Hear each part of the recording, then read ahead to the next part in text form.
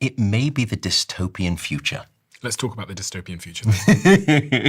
What is a podcast if it does not contain, at least in this day and age, a dystopian future? What is the dystopian future? Probably the most spectacular discovery that has happened since you and I last spoke is the discovery of what we call the genetic short sleepers.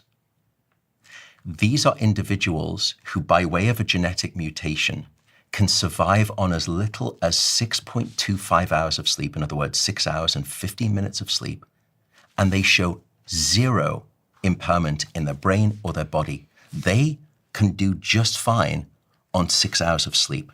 I know where this is going. And we have 4 genes that we've identified now. The first 2 genes, the first one identified was called the DEC2 gene, DEC2 gene. The second was called the ADRB1 gene, which I know it sounds like the next Radiohead album, but it's not the next Radiohead album. And these genes allow these individuals to get away with an amount of sleep that normally would cause predictive disease and sickness, just as we've spoken about.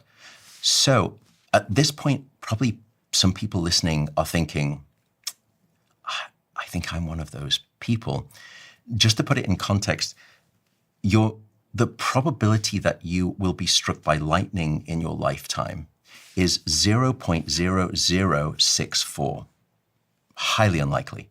The chances of you having the ADRB1 gene is 0.004.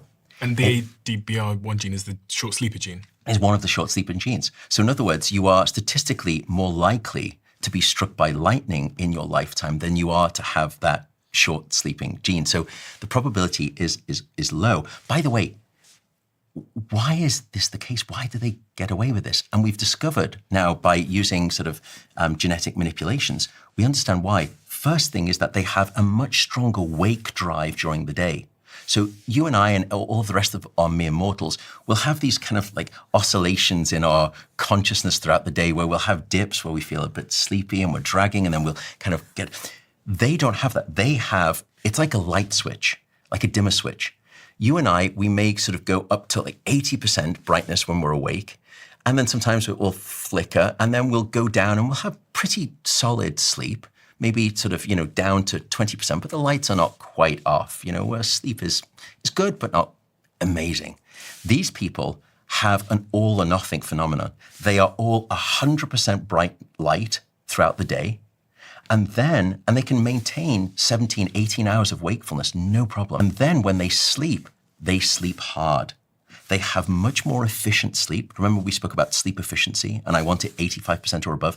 Almost all of their time at night is spent in solid, stable, sound sleep. And the depth of their sleep they have is greater. So they're awake more throughout the day. They build up a stronger wakefulness drive, which is called adenosine, which means that when they sleep harder throughout the night, which means that they can then be awake for more powerful stints during the day.